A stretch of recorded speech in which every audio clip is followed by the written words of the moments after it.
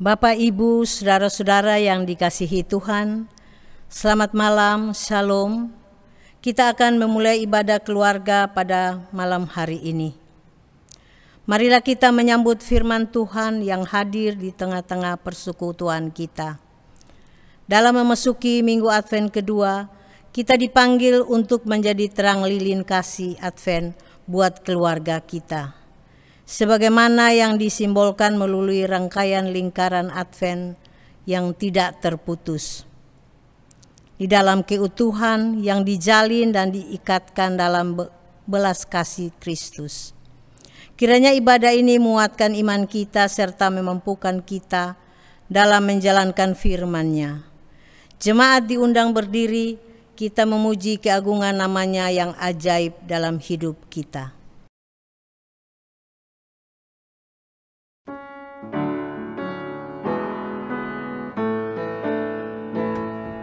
Sung-sung bagaimana ya Yesus datangmu, Engkau terang buana, Kau surya hidupku, kiranya Kau sendiri penyuluh jalanku, supaya ku yakini tujuan janji-Mu. Mari kita berdoa. Ya Tuhan di sorga, kami yang berhimpun di sini mau mengangkat hati kami, menghampiri hadirat-Mu, mensyukuri rahmat Tuhan yang begitu besar terhadap kami semua. Hingga dalam minggu Advent ini, itu semua hanya karena kebaikan dan anugerah Tuhan. Maka kami bersyukur. Hari ini kami mau beribadah. Berkatilah kami yang bersekutu dalam nama Allah Bapa, Anak-Nya Tuhan Yesus, dan Roh Kudus. Amin. Kita masuk dalam litani pujian dari Mazmur 134 ayat 1 sampai dengan 3 secara silih ganti. Mari pujilah Tuhan. Hai semua hamba Tuhan yang datang melayani di rumah Tuhan pada waktu malam, angkatlah tanganmu ke tempat kudus dan pujilah Tuhan. Kiranya Tuhan yang menjadikan langit dan bumi Memberkati engkau dari Sion.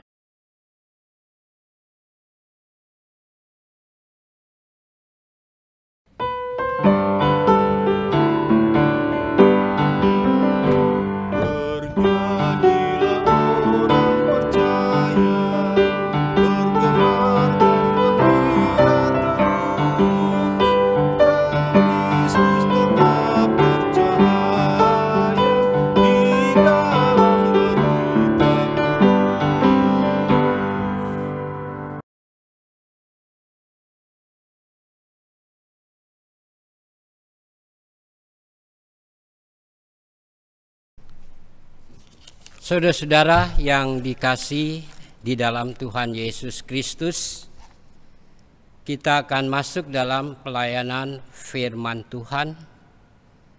Mari kita berdoa. Ya Tuhan Yesus, Engkaulah sumber hikmat pengertian. Bimbinglah kami lewat hikmat-Mu.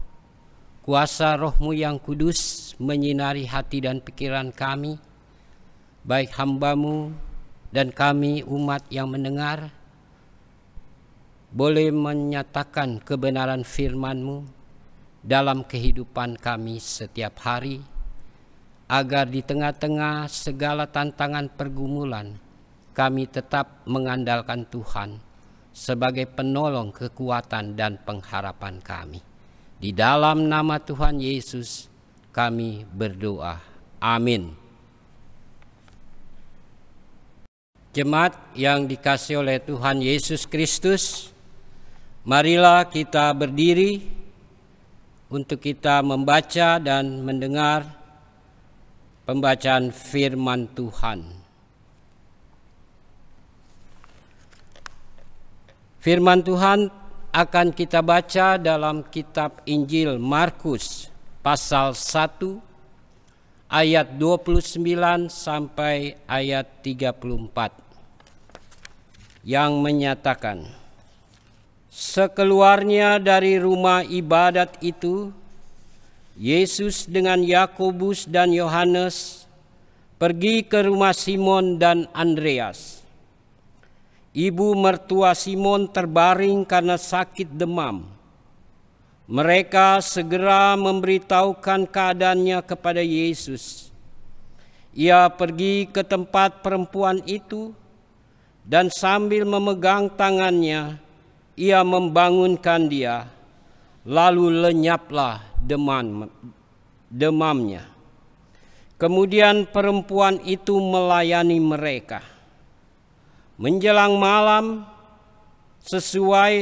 sesudah matahari terbenam, dibawalah kepada Yesus semua orang yang menderita sakit dan yang kerasukan setan. Maka berkerumunlah seluruh penduduk kota itu di depan pintu. Ia menyembuhkan banyak orang yang menderita bermacam-macam penyakit dan mengusir banyak setan. Ia tidak memperbolehkan setan-setan itu berbicara, sebab mereka mengenal Dia. Berbahagialah semua orang yang mendengar firman Tuhan dan melakukannya. Terpujilah Tuhan Yesus. Maranatha. Maranatha,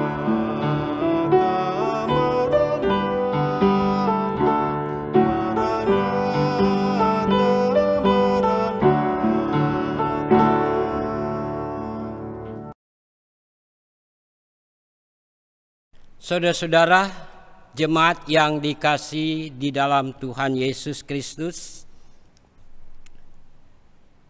kalau kita membaca kitab Injil Markus ini, memang Injil Markus ini bahasanya sangat merakyat, sederhana, ya, mudah untuk kita pahami.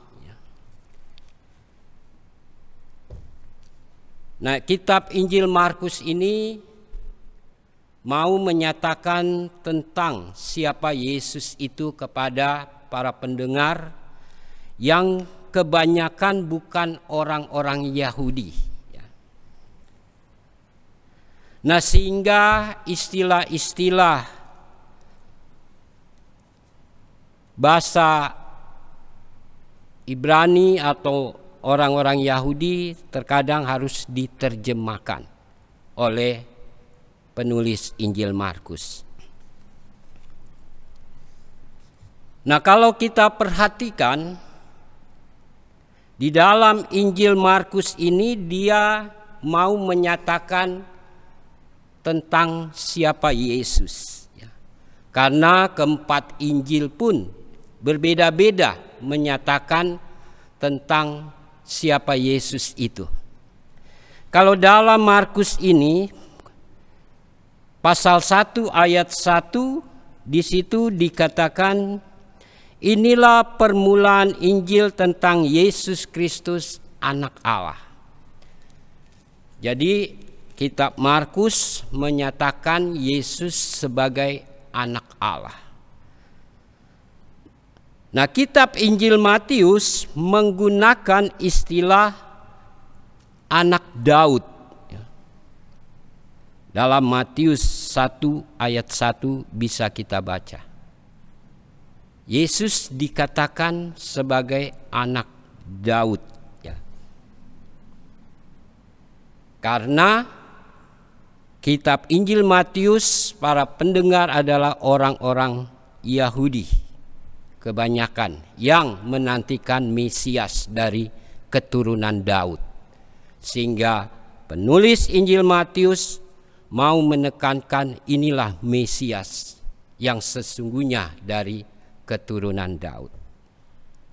Nah, sedangkan kitab Lukas menggunakan istilah anak manusia yang datang untuk bersama-sama merasakan penderitaan manusia yang sakit, yang tidak berdaya. Nah, sehingga Yesus datang mau memberikan pertolongan bagi mereka. Karena Lukas seorang tabib yang peduli terhadap penderitaan, khususnya sakit penyakit yang diderita oleh manusia. Dan terakhir kitab Injil Yohanes, dia lebih jauh lagi. Dia menyatakan Yesus adalah firman, atau bahkan Allah itu sendiri. Yohanes 1 ayat 1. Pada mulanya adalah firman, firman itu bersama-sama dengan Allah. Nah, itulah gambaran tentang Yesus yang disampaikan oleh keempat kitab Injil. Sehingga ketika kita memahami pembacaan dari kitab-kitab Injil ini, kita harus memperhatikan juga bagaimana mereka memahami tentang Yesus. Nah, di sini kita membaca tadi Markus pasal 1 ayat 29 sampai 34 yang diberi tema melayani dengan kuasa Allah. Memang Markus tidak menceritakan tentang peristiwa kelahiran Yesus, ya. Dia masuk atau memulai dengan cerita tentang Yohanes Pembaptis. Jadi kitab Markus tidak ada peristiwa Natal. Dia mulai Yesus sudah besar, sudah dewasa, dan dia dibaptis oleh Yohanes Pembaptis.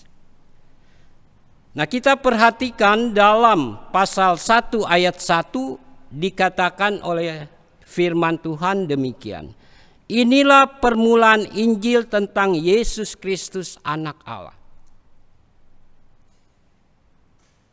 Jadi dikatakan inilah permulaan Injil tentang Yesus Kristus anak Allah. Jadi Injil itu memberitakan tentang Yesus sebagai anak Allah. Atau kabar gembira, Evangelion. Injil, kabar sukacita tentang Kristus sebagai anak Allah. Dan inilah yang dipersiapkan oleh Yohanes Pembaptis. Untuk menyambut, mempersiapkan kedatangan sang pembawa sukacita, yaitu Yesus Kristus. Ayat 7 kita baca, inilah yang diberitakannya, sesudah aku akan datang ia yang lebih berkuasa daripadaku, membungkuk dan membuka tali kasutnya pun aku tidak layak. Aku membaptis kamu dengan air, tapi ia akan membaptis kamu dengan Roh Kudus. Saudara-saudara yang dikasihi dalam Tuhan Yesus Kristus, kehadiran Yesus memang sangat diperlukan atau sangat dinantikan setiap orang yang menginginkan pertolongannya. Dalam situasi yang sangat membahayakan pun, Yesus tidak merasa bimbang, takut, dan merasa khawatir dengan apa yang terjadi. Karena dalam pembacaan kita, ketika kita baca di dalam pasal 1, di situ dikatakan khususnya dalam ayat 14, 15, sesudah Yohanes ditangkap, datanglah Yesus ke Galilea memberitakan Injil Allah. Nah, tentu situasi ini kita pahami tidak aman, tidak kondusif dalam memberitakan tentang Yesus yang datang. Karena apa? Karena Yohanes Pembaptis itu ditangkap. Karena dia memberitakan atau mempersiapkan kebenaran Allah yang datang. Dia ditangkap oleh tentara Romawi. Nah, tetapi justru dalam situasi seperti ini Yesus datang memberitakan Injil. Jadi sama misinya. Di dalam Yohanes pasal 1 kitab Injil Markus ini, khususnya kalau kita baca ayat 4, demikianlah Yohanes Pembaptis tampil di padang gurun dan menyerukan, bertobatlah dan berilah dirimu dibaptis dan Allah akan mengampuni dosamu. Dan sama dalam ayat 15 Yesus katakan, waktunya telah genap, kerajaan Allah sudah dekat, bertobatlah dan percayalah kepada Injil. Percayalah kepada kabar sukacita, kabar damai sejahtera yang diberitakan oleh Yesus. Nah, jadi dalam situasi yang sangat membahayakan untuk memberitakan kabar sukacita ini, Yesus tampil. Sekalipun Yohanes diperhadapkan dengan situasi yang tidak baik, dia harus ditangkap.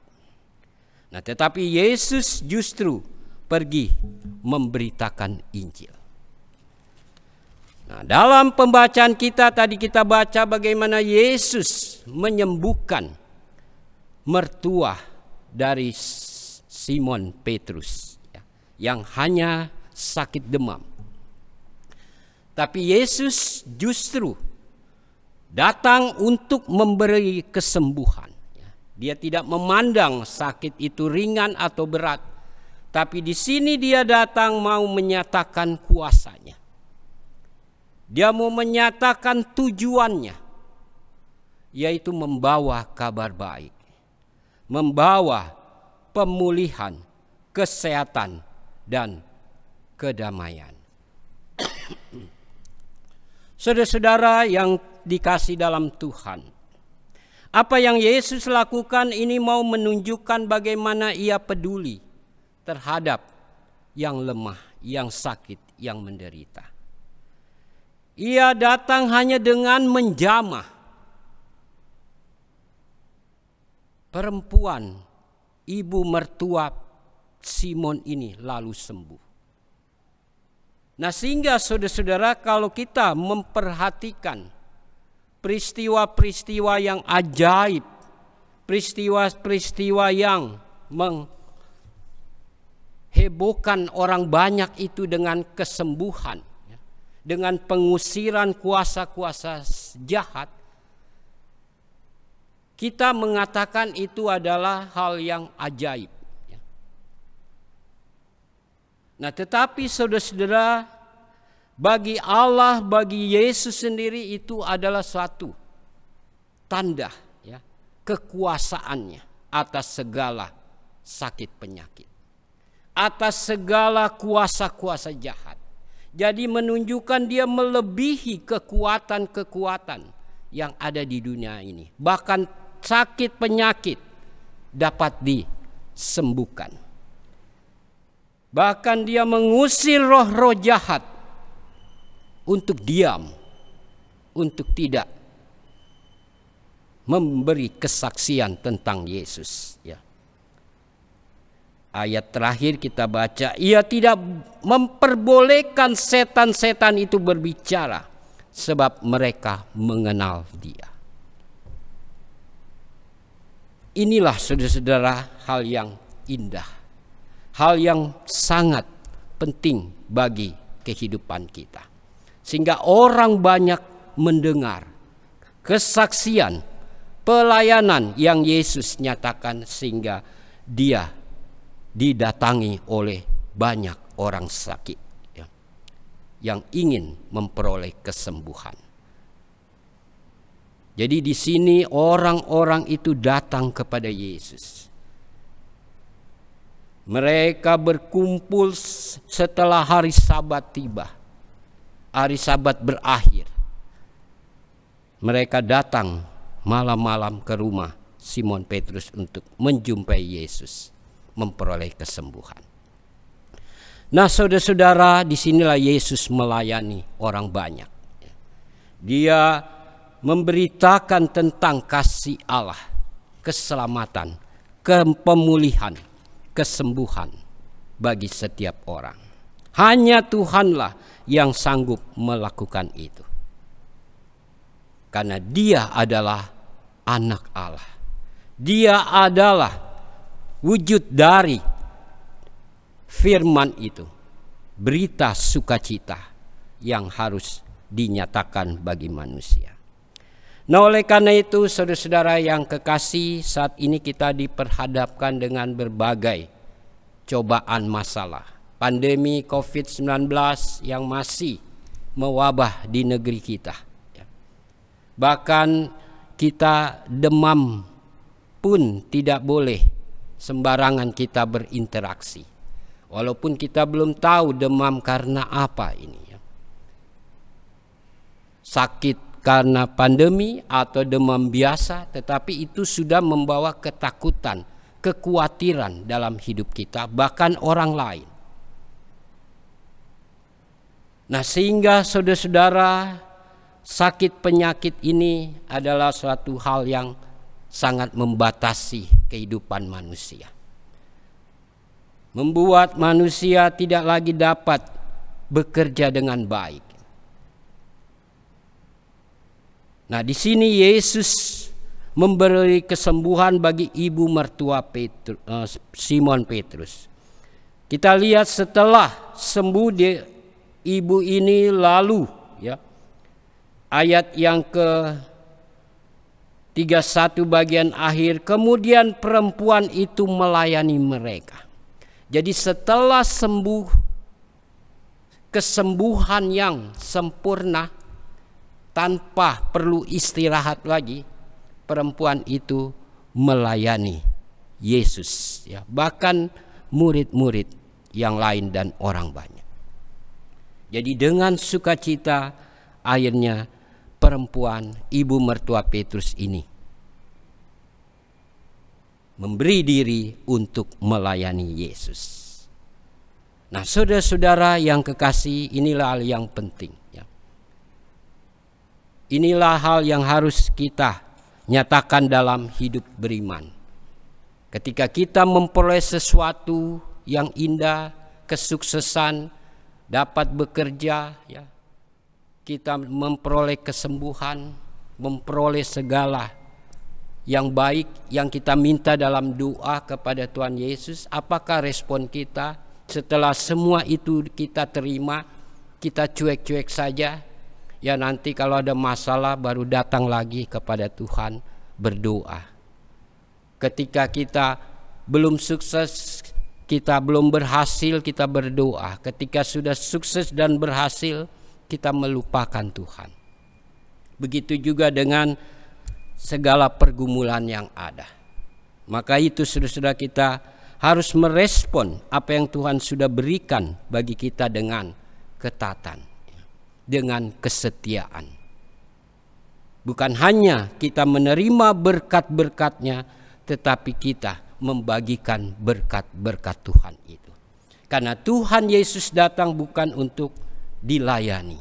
Begitu juga kita bukan hanya untuk dilayani oleh Tuhan, tapi kita terpanggil melayani Tuhan dengan segala kuasanya, dengan hikmatnya, dan dengan sukacita kita memberitakan Injil Tuhan. Di tengah-tengah situasi seperti ini, mari kita saling peduli, memperhatikan, mendoakan mereka yang sakit. Walaupun kita tidak bisa berinteraksi secara langsung, kita bisa berkoordinasi dengan keluarga, dengan majelis di sektor untuk bersama-sama kita mendoakan secara video call, ya, mereka yang sakit, ya, walaupun kita mungkin tidak diizinkan berkunjung, ya, ke rumah saudara-saudara kita yang sakit, tapi bukan berarti pelayanan ini berhenti. Tapi kita saling membuka diri, saling kita memberi informasi sehingga saudara-saudara kita yang sakit dapat kita hubungi, kita doakan, dan kita layani walaupun kita tidak bisa bertemu karena situasi pandemi ini. Nah, biarlah Tuhan memakai kita semua sehingga kasih, kuasa, dan sukacita Tuhan menaungi kita dan kita menjadi saksi dalam memberitakan keselamatan Tuhan yang sudah datang membawa damai sejahtera. Tuhan Yesus memberkati. Amin.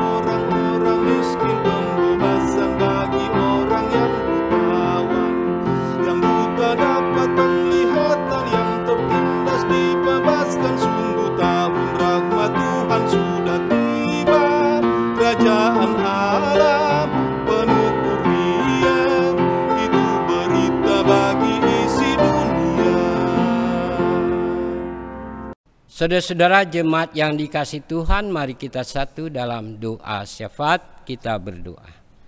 Ya Tuhan Yesus, Engkaulah Allah kekuatan kami yang sudah datang membawa keselamatan bagi kami. Engkaulah yang mengalahkan segala kuasa-kuasa di dunia, sakit penyakit dalam kehidupan manusia. Sebagaimana Tuhan Yesus sudah nyatakan kekuasaan-Mu dalam menyembuhkan orang-orang sakit, khususnya pembacaan kami pada ibadah keluarga saat ini melalui kesembuhan yang dialami oleh Ibu Simon Petrus yang disembuhkan dari demam. Engkau juga yang menghalau segala kuasa-kuasa jahat, kuasa-kuasa yang ingin menghalangi pemberitaan Injil-Mu Tuhan. Oleh karena itu biarlah Tuhan memakai kami semua menjadi alat kesaksian-Mu, memberitakan pelayanan-Mu, pertolongan-Mu, dan kekuatan-Mu bagi hidup sesama kami. Agar nama Tuhan diimani, dipercayai sebagai keselamatan dalam kehidupan manusia.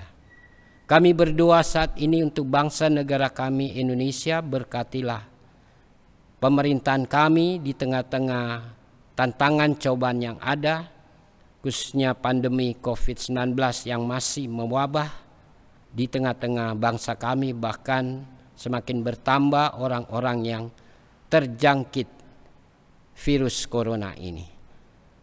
Kami serahkan pemerintah kami, presiden dan wakil, para menteri, dan seluruh aparat pemerintah, pusat, daerah, dan juga keamanan, TNI, Polri, penegak hukum, KPK, dan juga seluruh pemerintahan ini dari pusat sampai pelosok-pelosok sehingga mereka mampu untuk memimpin bangsa kami dengan baik, dengan adil, jujur, tidak menggunakan kekuatan dan kuasanya untuk kepentingan pribadi. Biarlah Tuhan yang memberi hikmat bagi mereka, kesadaran, semangat, kesetiaan dalam aturan undang-undang yang ada untuk kami boleh membawa hidup masyarakat bangsa dalam kasih, dalam damai, dalam saling menghargai dan menghormati. Tuhan menghalau segala kuasa-kuasa, kelompok-kelompok, ormas-ormas yang ingin mengacaukan bangsa kami. Tuhan juga yang memberikan jalan bagi pemerintah kami, aparat penegak hukum maupun keamanan untuk bertindak sesuai undang-undang yang berlaku mengamankan masyarakat, bangsa dan negara Indonesia untuk tetap menjadi negara kesatuan yang saling menjunjung tinggi perbedaan-perbedaan yang ada. Kami juga berdoa untuk gereja-gerejamu di muka bumi ini, Tuhan juga berkati dalam melayani, memberi kesaksian tentang keselamatanmu. Juga kami jemaat GPIB Gloria, Tuhan juga mampukan kami semua dalam memimpin melayani baik anggota majelis jemaat dan seluruh unit misioner di dalamnya, sehingga kami bersama-sama baik para pendeta-pendeta yang ada, penatua diaken, pengurus pelayanan kategorial, kami boleh Tuhan pakai untuk saling melayani, mendoakan, menguatkan, menghibur, dan juga menolong sesama kami yang memerlukan pertolongan, mereka yang berkekurangan, mereka yang mengalami sakit penyakit, bahkan kedukacitaan. Biarlah Tuhan yang memampukan kami semua dalam kebersamaan, saling menopang, saling mendukung, dan menguatkan. Juga pergumulan-pergumulan yang ada, Tuhan beri hikmat bagi kami, sehingga permasalahan yang ada tidak membawa kehidupan persekutuan kami menjadi retak, menjadi tidak harmonis, tetapi itu akan membawa kami untuk kami tetap mempedulikan sesama kami, mencari solusi yang terbaik sehingga permasalahan boleh terselesaikan demi hormat kemuliaan nama-Mu. Terima kasih Tuhan Yesus, segala kebutuhan-kebutuhan, dana-dana yang diperlukan untuk pelayanan persekutuan saksian gereja-Mu, Tuhan juga berikan kecukupan lewat segala berkat-Mu di tengah-tengah jemaat, keluarga, sehingga kami saling menopang lewat persembahan-persembahan syukur yang kami persembahkan kepadamu Tuhan.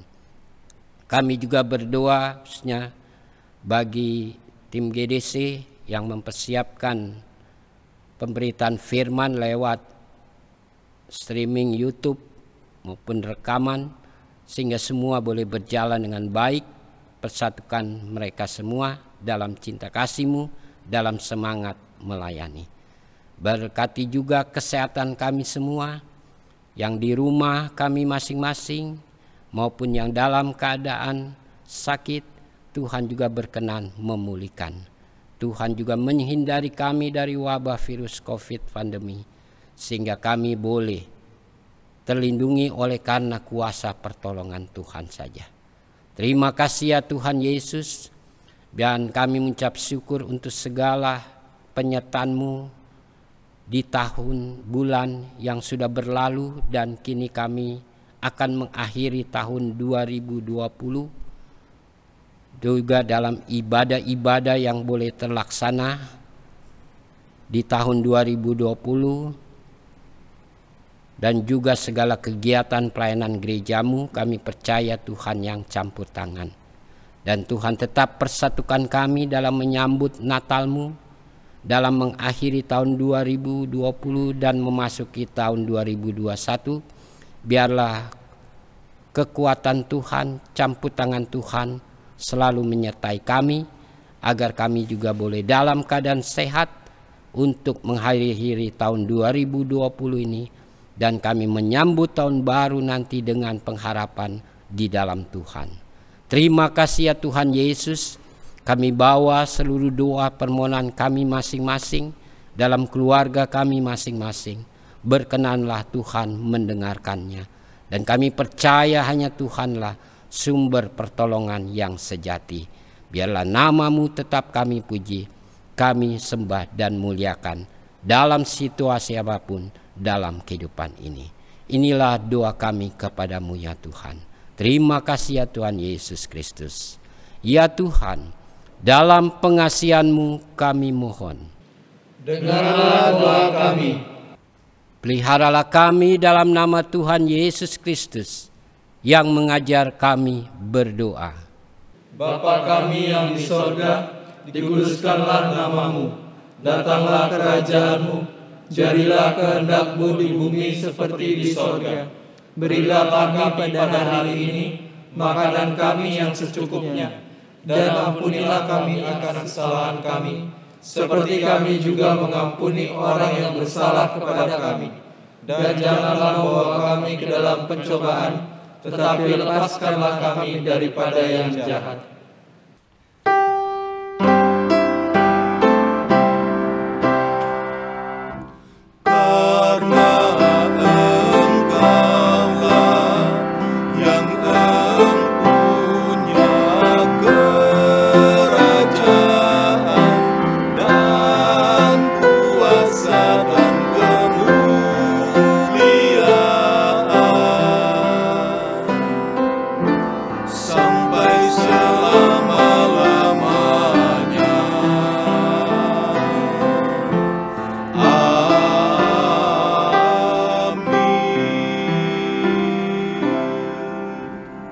Marilah kita mengucap syukur kepada Tuhan dengan memberi persembahan kepadanya. Dengarlah nas Alkitab dari 2 Korintus 8 ayat 12 sampai dengan 15 yang menyatakan, sebab jika kamu rela untuk memberi, maka pemberianmu akan diterima. Kalau pemberianmu itu berdasarkan apa yang ada padamu, bukan berdasarkan apa yang tidak ada padamu. Sebab kamu dibebani bukanlah supaya orang-orang lain mendapat keringanan, tetapi supaya ada keseimbangan. Maka hendaklah sekarang ini kelebihan kamu mencukupkan kekurangan mereka, agar kelebihan mereka kemudian mencukupkan kekurangan kamu, supaya ada keseimbangan, seperti ada tertulis, orang yang mengumpulkan banyak tidak kelebihan, dan orang yang mengumpulkan sedikit tidak kekurangan. Tuhan memberkati saudara dan persembahan saudara.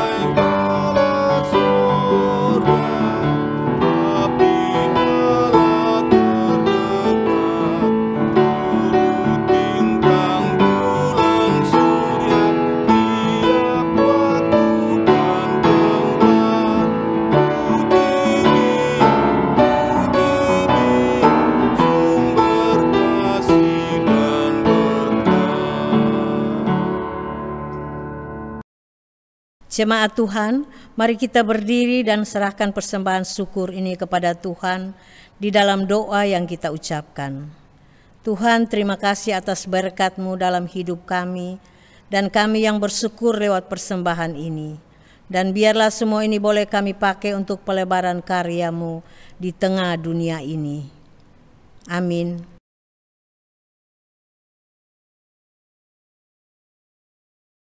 Jemaat Tuhan, mari kita berdiri.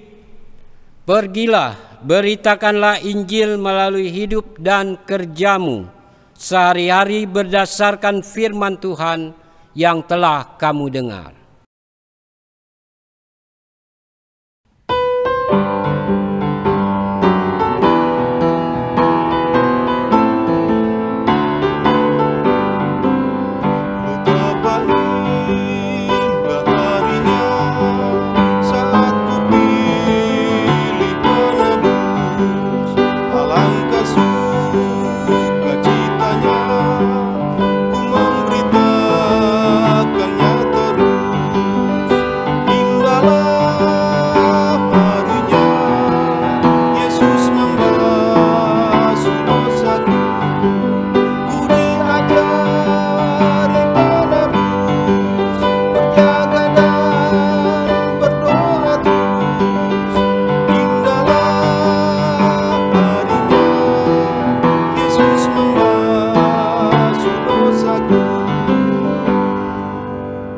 Saudara-saudara, arahkanlah hati dan pikiranmu kepada Tuhan, serta terimalah berkat-Nya. Anugerah Tuhan Yesus Kristus dan kasih Allah Bapa serta persekutuan Roh Kudus menyertai kamu sekalian dari sekarang sampai selama-lamanya.